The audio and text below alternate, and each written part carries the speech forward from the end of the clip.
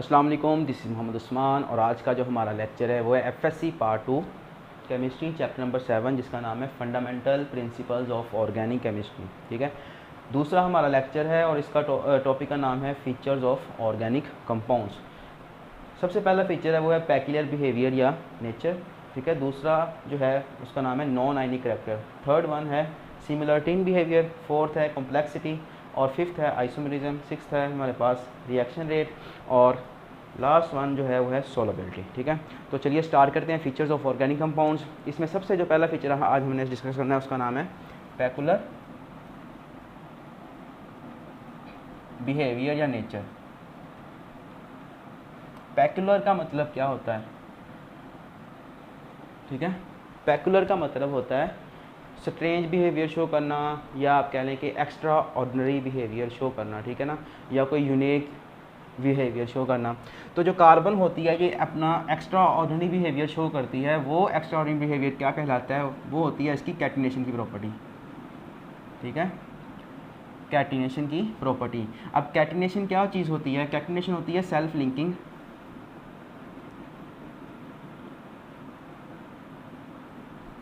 Property. दूसरे लफ्ज़ों में ability to form long chain. ठीक है, सेल्फ लिंकिंग का मतलब क्या है? सेल्फ लिंकिंग का मतलब ये होता है कि कार्बन दूसरी कार्बन के साथ मिलके एक लॉन्ग चेन मॉलिक्यूल बनाने की सलाहियत रखती है। और ये लॉन्ग चेन मॉलिक्यूल की जो कार्बन की सेल्फ लिंकिंग की प्रॉपर्टी है इसको हम क्या बोलते हैं? कैटिनेशन बोलते हैं। अब ये जो कैटिनेशन है ये स्ट्रेट चेन भी हो सकती है। ये एक चेन है, ये सीधी चेन है। ठीक है ना, इसको हम स्ट्रेट चेन कहते हैं। अब दूसरा जो होता है वो ब्रांच चेन में भी कैटिनेशन की प्रॉपर्टी शो करती है कि हम कहीं से इसकी ब्रांच निकाल दें इस तरह से और यहाँ से इस साइड को निकाल सकते हैं।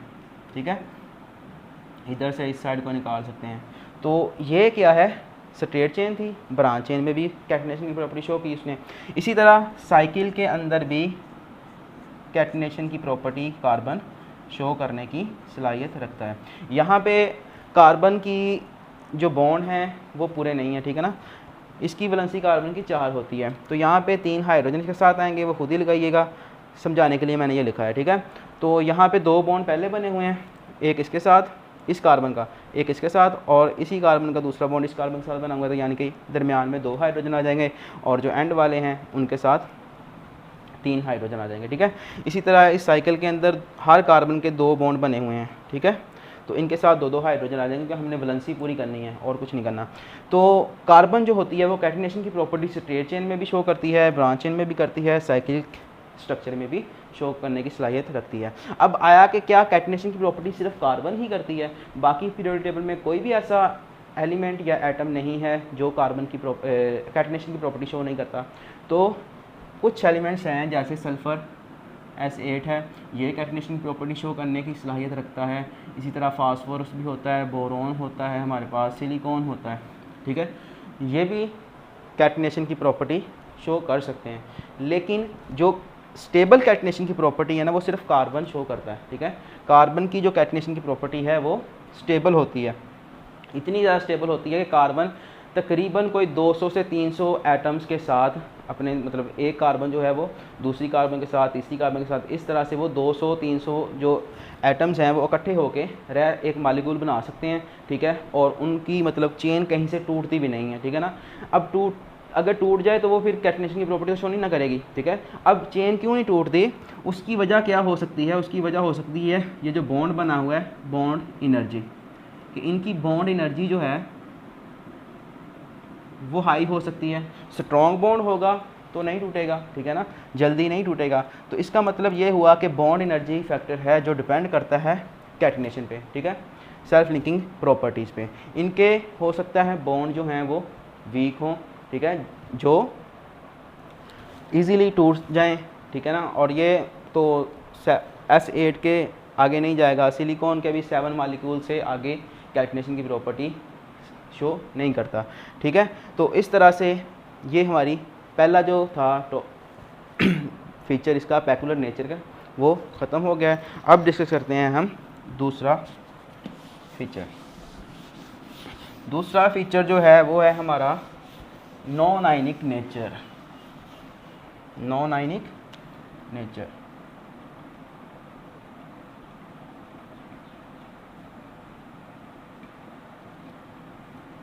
अब ये मेरे पास कार्बन है, ठीक है, और कार्बन का एटॉमिक नंबर कितना होता है 6। तो ये इसका न्यूक्लियस है, ठीक है, न्यूक्लियस में प्रोटॉन कितने हैं 6, और ये इसका फर्स्ट शेल है। फर्स्ट शेल में 2 इलेक्ट्रॉन हैं, जो दूसरा शेल है उसमें इसके 4 इलेक्ट्रॉन हैं, क्योंकि इसका एटॉमिक नंबर 6 है, इसका मतलब इसके पास 6 प्रोटॉन और 6 इलेक्ट्रॉन होंगे। अब कार्बन की ना ही तो इतना इलेक्ट्रोपॉजिटिव है कि ये क्या करे, यहाँ से अपना इलेक्ट्रॉन किसी को दे दे, ये भी निकाल दे, ये भी निकाल दे, या एक ही कोई निकाल दे, ठीक है। कार्बन इतना इलेक्ट्रोपॉजिटिव नहीं है कि वो अपना इलेक्ट्रॉन किसी दूसरे को दे दे, ट्रांसफ़र ऑफ इलेक्ट्रॉन हो जाए, और ना ही इतना ज़्यादा इलेक्ट्रोनेगेटिव है कि किसी से अपना इलेक्ट्रॉन ले ले। तो ये क्या करता है, दरमियान का रास्ता निकालता है। वो कहता है, कार्बन कहता है कि ना मैंने इलेक्ट्रॉन देना है, ना मैंने इलेक्ट्रॉन किसी का लेना है, मैंने क्या करना है, अपना इलेक्ट्रॉन शेयर करना है। और शेयरिंग की वजह से जो बॉन्ड बनता है उसका नाम क्या होता है, कोवलेंट बॉन्ड। तो कार्बन जो होता है वो मोस्टली, कार्बन हमेशा कोवलेंट बॉन्ड बनाएगा। वो कार्बन कार्बन कोवलेंट बॉन्ड भी हो सकता है, कार्बन हाइड्रोजन कोवलेंट बॉन्ड भी हो सकता है, और कार्बन कार्बन भी कोवलेंट बॉन्ड हो सकता है, ठीक है। तो इस वजह से जो कार्बन के कंपाउंड्स होते हैं, ठीक है, जो हाइड्रोकार्बन्स होते हैं वो क्या होते हैं, नॉन आयनिक नेचर रखते हैं। इसी तरह आपने प्रीवियस क्लासेस में पढ़ा होगा कि अगर इलेक्ट्रॉन एक्टिविटी का डिफरेंस जो होता है वो 1.7 से कम हो तो जो बॉन्ड होता है वो हमारा कोवलेंट बॉन्ड होता है। तो हम देखते हैं कि यहाँ पे क्या सूरत हाल है। इलेक्ट्रॉन एक्टिविटी कार्बन की जो होती है वो 2.5 होती है, और हाइड्रोजन की कितनी है 2.1। अगर इनका डिफरेंस लिया जाए तो वो 0.4 आएगा।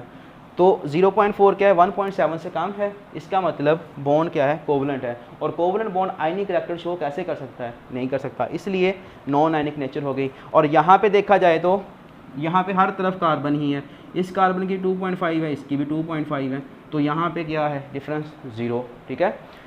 जैसे अब आयनिक बॉन्ड कब होगा, जैसे मैं आपको यहाँ पे एक एग्जांपल दे दूँ, HF की, F की इलेक्ट्रॉन एक्टिविटी 4 और इसकी 2.1, तो यहाँ पे जो डिफरेंस है इलेक्ट्रॉन एक्टिविटी का वो 1.7 से ज़्यादा है, इसलिए ये बॉन्ड क्या होगा, ये वाला आयनिक, ठीक है।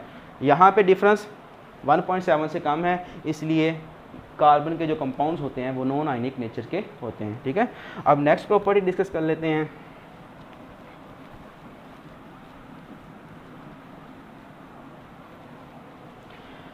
नेक्स्ट प्रॉपर्टी का नाम है हमारे पास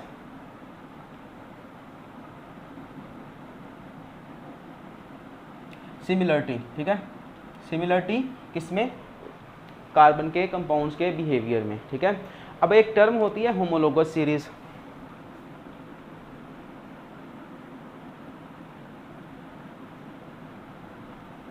होमोलोगस सीरीज का मतलब क्या है, ठीक है, अभी आपको समझ आ जाएगा। मैं आपको एक एग्जांपल देता हूँ कि मेरे पास ये एक कार्बन का कंपाउंड है जिसको हम मीथेन कहते हैं, ठीक है, और एक ये है,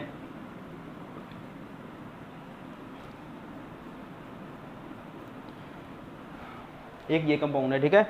यहाँ पे हाइड्रोजन मैंने नहीं लगाए, तो हाइड्रोजन लगाने के लिए आपने बस कार्बन की वैलेंसी पूरी करनी है, यानी कि 4 बॉन्ड उसके पूरे करने हैं। यहाँ पे एक बॉन्ड बना हुआ है, 3 इसके साथ और हाइड्रोजन आ जाएंगे, यहाँ पे 2 बॉन्ड बने हुए हैं, 2 हाइड्रोजन यहाँ पे आ जाएंगे, ठीक है, इस तरह से आ जाएंगे। अब अगर आप इसको देखें तो इसमें क्या है, कार्बन के हाइड्रोजन के साथ बॉन्ड बने हुए हैं, और यहाँ पे सारे के सारे बॉन्ड क्या हैं जो हाइड्रोजन के साथ बने हुए हैं वो सारे बॉन्ड सिंगल हैं। इसी तरह इसमें भी देखा जाए तो सारे बॉन्ड सिंगल ही होंगे, ठीक है। इनके ऊपर हाइड्रोजन लगा लीजिएगा, ठीक है। तो अब ये जो क्लास है वो बिल्कुल यही है, ठीक है। अब क्योंकि कार्बन के जो कंपाउंड्स हैं ना वो मिलियन ट्रिलियंस में हैं, ठीक है, इतने ज़्यादा कंपाउंड्स हैं, तो उनको हम स्टडी कैसे करें, तो हमने क्या किया हुआ है, उनकी डिफरेंट फैमिलीज़ बना ली हैं, ठीक है, कि जो सिंगल बॉन्ड वाले हैं उसको हमने नाम दिया हुआ है कि ये क्या हैं, अल्केन हैं।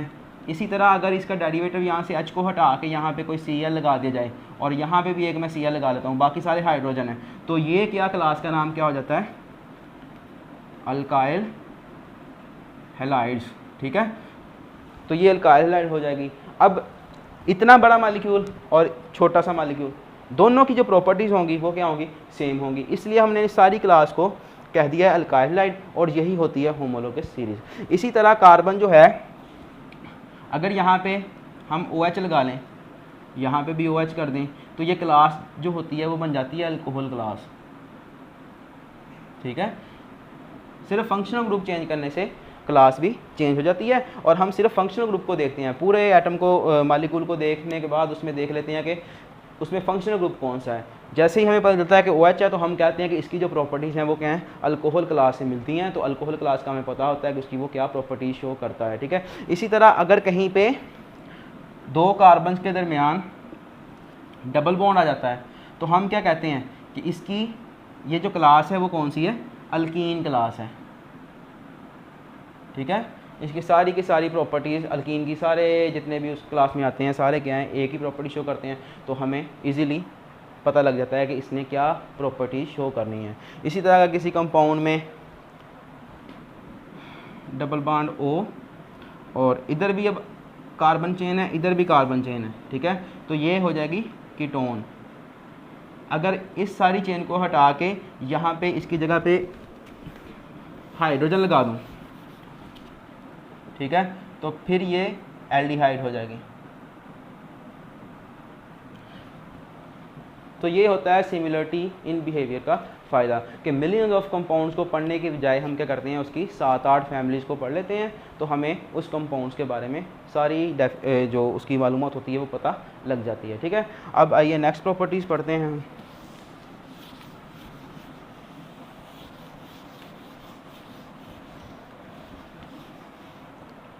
नेक्स्ट प्रॉपर्टी है कॉम्प्लेक्सिटी।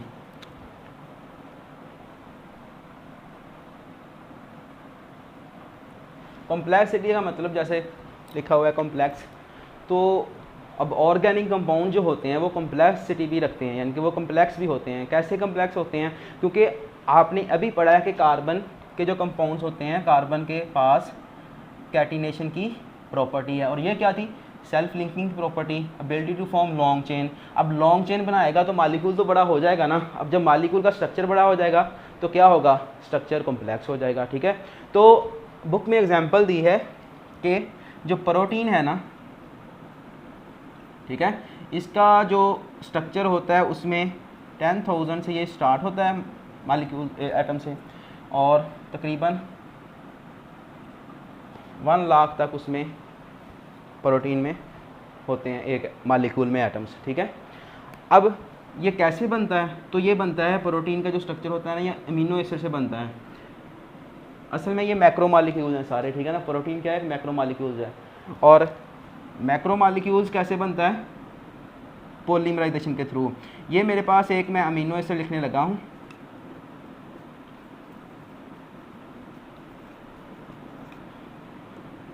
इसी तरह यहाँ पे दूसरा,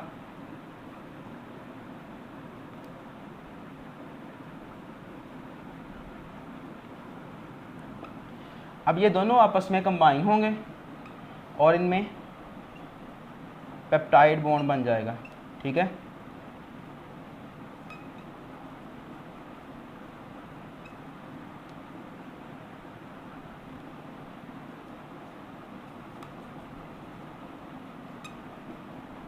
ये हुई है पेप्टाइड लिंकेज।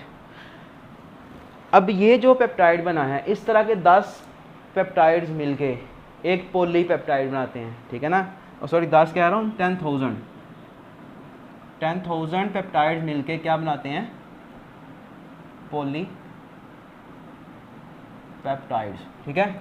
अब इस तरह के यानी कि पॉलीपेप्टाइड जो बन जाएगा हमारे पास, इसके 10,000 मालिक्यूल को जोड़ के हम जब पॉलीपेप्टाइड बना लेंगे, तो उस जो एक पॉलीपेप्टाइड बनेगा उसके 10,000 मालिक्यूल मिलके प्रोटीन का एक मालिक्यूल बनाते हैं, ठीक है। इसके भी 10,000 मालिक्यूल मिलके क्या बनाते हैं, प्रोटीन का एक मालिक्यूल बनता है, ठीक है। तो आप अंदाज़ा कर सकते हैं कि इनके स्ट्रक्चर कितने कॉम्प्लेक्स हो सकते हैं। इसी तरह स्टार्च है जिसका स्ट्रक्चर काफ़ी ज़्यादा कॉम्प्लेक्स होता है, ठीक है। तो सेल्फ लिंकिंग प्रॉपर्टी ही है जिसकी वजह से जो कार्बन है उनके जो स्ट्रक्चर्स होते हैं वो कॉम्प्लेक्स हो सकते हैं। ठीक है, अब नेक्स्ट प्रॉपर्टी पढ़ते हैं जी, जिसका नाम है आइसोमराइजेशन। आइसोमराइजेशन का शायद आपको पता ही होगा, आइसोमराइजेशन का वाकई पता होगा। आइसोमराइजेशन क्या होती है वैसे?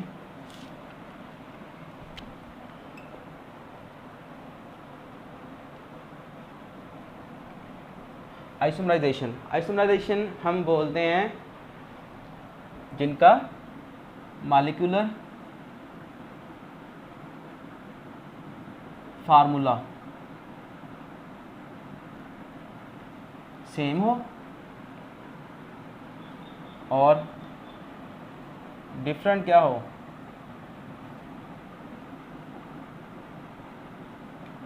Structural formula. ऐसे कंपाउंड्स जिनका मॉलिक्यूलर फार्मूला तो सेम हो लेकिन स्ट्रक्चरल फार्मूला क्या हो, डिफरेंट हो, उसको हम क्या कहते हैं, आइसोमरिज्म कहते हैं। ठीक है, एक दूसरे के। और आइसोमरिज्म की जो प्रॉपर्टी है ये कार्बन के कंपाउंड्स शो करते हैं। कैसे करते हैं? मेरे पास एक एग्जांपल है C2H5OH की। ठीक है, यहाँ पे हम लिखते हैं C2H6O। ये क्या है? मॉलिक्यूलर फार्मूला है। ठीक है, ये क्या है? Molecular formula. तो एक तो फार्मूला मैंने ये बनाया स्ट्रक्चरल फार्मूला, दूसरा फार्मूला इसका ये हो सकता है, देखें ज़रा, इसमें CH3 C कितने हैं? C2 हैं। H कितने हैं? H कितने हैं? H6 हैं। और ऑक्सीजन कितनी है? एक ही है। इसका फार्मूला लिखो तो क्या होगा? C2 है, H6 है और O1 है। दोनों का फार्मूला सेम है। हम कह सकते हैं ना कि मॉलिक्यूलर फार्मूला क्या है, सेम है, लेकिन इसका स्ट्रक्चर ये वाला है और इसका स्ट्रक्चर ये वाला है। ठीक है, इसमें OH ग्रुप लगा हुआ है, इसमें O लगा हुआ है। ये क्लास जो है वो कौन सी है? ईथर। और ये क्लास कौन सी है? अल्कोहल। ठीक है, तो ये होती है आइसोमरिज्म। अब ये दोनों एक दूसरे के क्या हैं? आइसोमर हैं। ठीक है, तो कार्बन के जो कंपाउंड्स हैं वो आइसोमरिज्म की प्रॉपर्टी शो करते हैं और इनको एक स्पेशल टाइप है आइसोमरिज्म की, ये फंक्शनल ग्रुप आइसोमरिज्म। इसी तरह एक और एग्जांपल देता हूँ पोजीशन आइसोमरिज्म की। ठीक है, इसी चैप्टर में हमने पढ़ लेना है।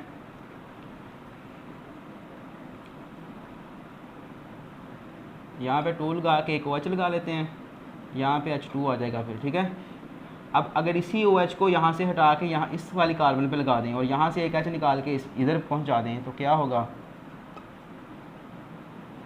स्ट्रक्चर कुछ ऐसा हो जाएगा। ठीक है, अब यहाँ पे क्या है? OH लास्ट वाली कार्बन पे लगा हुआ है, यहाँ पे OH सेकंड वाली कार्बन पे, लास्ट वाली पे या पहली वाली पे, यहाँ पे क्या है? सेकंड वाली कार्बन पे लगा हुआ है। ये दोनों क्या हैं? एक दूसरे के आइसोमर हैं। ठीक है, और इन दोनों की प्रॉपर्टीज़ भी क्या हैं? मुख्तलिफ हैं। इसी तरह इन दोनों की प्रॉपर्टीज़ भी मुख्तलिफ होती थी। ठीक है, आइसोमर की प्रॉपर्टी क्या होती हैं? एक दूसरे से मुख्तलिफ होती हैं। हाँ जी, ये क्या है? 1 डिग्री अल्कोहल है और ये क्या है? सेकेंडरी, यानी कि 2 डिग्री अल्कोहल है।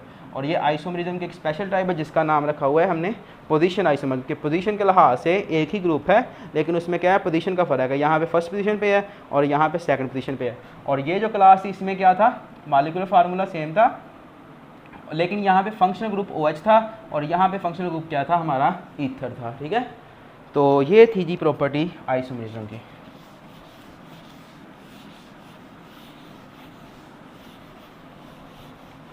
नेक्स्ट है जो हमारा, उसका नाम है प्रॉपर्टी का, फीचर्स का, रेट ऑफ रिएक्शन कर लेते हैं।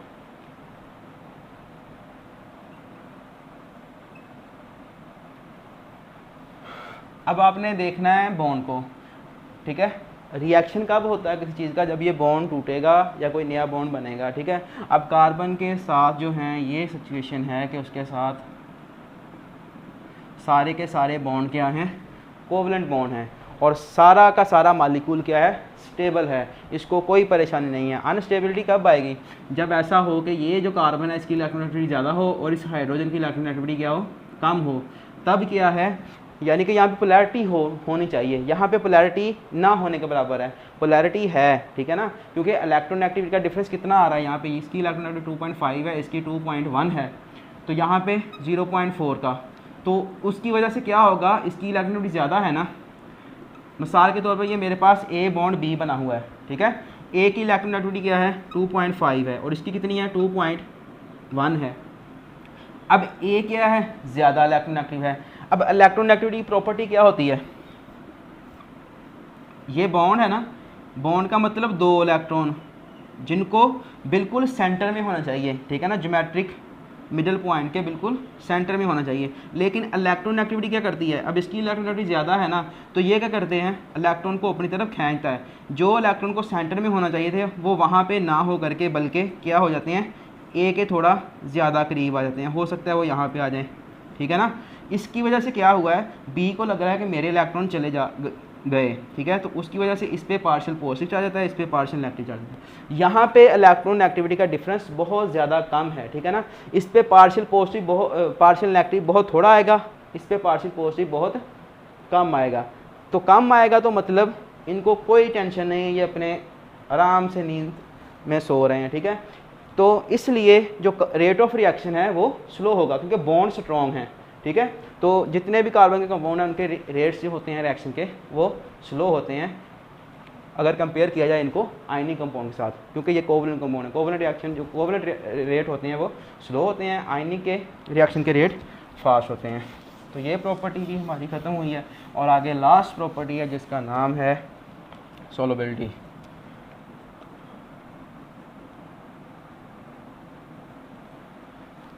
सोलबिलिटी, हाँ जी, बचपन से पढ़ते हैं कि लाइक डिज़ोल्व लाइक, एक जैसे सल्यूट एक जैसे सॉल्वेंट में हल होते हैं। तो अब कार्बन क्या थी, नॉन पोलर, अभी मैंने बताया, ठीक है, क्योंकि यहाँ पे पोल नहीं बन रहे हैं लेकिन बहुत ज़्यादा कम ना होने के बराबर, ठीक है ना। तो कार्बन क्या है, नॉन पोलर है, तो ये पोलर सॉल्वेंट में हल हो जाएगा, ठीक है, पोलर सॉल्वेंट में हल हो जाएगा नहीं, क्यों नहीं, क्योंकि लाइक डिज़ोल्व लाइक, एक जैसी चीज़ें एक जैसा सल्यूट एक जैसे सॉल्वेंट में हल होता है। मतलब अगर पोलर सल्यूट है तो पोलर सॉल्वेंट में हल होता है, पोलर सल्यूट नहीं है तो पोलर सॉल्वेंट में हल नहीं होगा। जैसे पोलर सल्यूट हमारे पास होता है वाटर, ठीक है, इसमें अगर NaCl को डाल दिया जाए, NaCl भी क्या है, पोलर है। क्यों पोलर है, क्योंकि इसके पास इसकी इलेक्ट्रोनेगेटिविटी ज़्यादा है, ठीक है ना, इसकी इलेक्ट्रोनेगेटिविटी क्लोरीन की ज़्यादा है। जो इलेक्ट्रॉन बॉन्ड के सेंटर में होने चाहिए थे वो क्या हैं, क्लोरीन के पास गए हुए हैं। इसके पास इलेक्ट्रॉन की ज़्यादती की वजह से यहाँ पे पार्शियल नेगेटिव चार्ज आया हुआ है और इसके पास इलेक्ट्रॉन की कमी की वजह से यहाँ पे पार्शियल पॉजिटिव चार्ज आया हुआ है। सेम यहाँ पे हो रहा है ऑक्सीजन और हाइड्रोजन के केस में, इस पर पार्शियल नेगेटिव है, इस पर पार्शियल पॉजिटिव।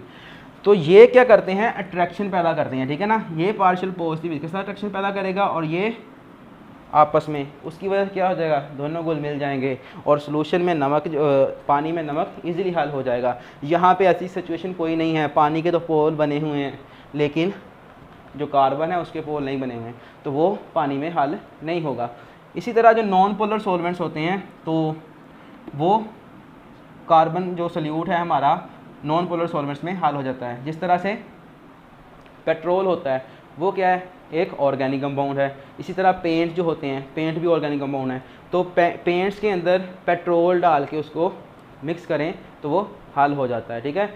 अगर किसी ऑयल को देखो आप, ठीक है ना, वेजिटेबल ऑयल ही है हमारे पास, तो वो पानी में हल नहीं होता क्योंकि वेजिटेबल जो ऑयल है वो क्या है, नॉन पोलर है और पानी हमारा पोलर है, ठीक है। तो अब ऐसा भी नहीं है कि जो कार्बन के सारे कंपाउंड हैं वही नॉन पोलर हैं और पानी में हल नहीं होते, ठीक है ना, ऐसा बिल्कुल नहीं है। बल्कि मोस्टली कंपाउंड हैं जो कार्बन के हल नहीं होते, उनमें से कुछ एक दो ऐसे हैं जो पोलर सॉल्वेंट में हल हो जाते, जैसे ये वाला कंपाउंड C2H5OH, ये क्या है, पानी में अगर हल करेंगे ना तो हल हो जाएगा। ये है एथेनॉल, एथेनॉल को पानी में हल करें तो एथेनॉल पानी में हल हो जाती है, हमें पता ही नहीं चलता कि पानी है या एथेनॉल है। क्यों हल होगी, क्योंकि यहाँ पे क्या हो रहा है भाईजान, इसको देखो ज़रा, ये C2H5 है, ये हमारा O है, ये हमारा H है, ठीक है ना, इसी स्ट्रक्चर को यहाँ पे लिखा है। और दूसरी तरफ वाटर है, क्योंकि वाटर सॉल्वेंट है या सल्यूट है। अब ऑक्सीजन यहाँ पे है, ठीक है ना, ऑक्सीजन क्या करेगी, इस हाइड्रोजन के इलेक्ट्रॉन को अपनी तरफ खींचेगी, जिसकी वजह से यहाँ पे पार्शियल नेगेटिव चार्ज आएगा और यहाँ पे पार्शियल पॉजिटिव। इसी तरह इस ऑक्सीजन ने दोनों के इलेक्ट्रॉन्स को खींचना है, इस पर पार्शियल नेगेटिव आ जाएगा, इस पर पार्शियल पॉजिटिव चार्ज आ जाएगा, तो ये क्या करेगा, हाइड्रोजन बॉन्ड बना लेगा, ठीक है ना, इनमें हाइड्रोजन बॉन्डिंग हो जाएगी और हाइड्रोजन बॉन्डिंग की वजह से अल्कोहल पानी में हल हो जाएगा।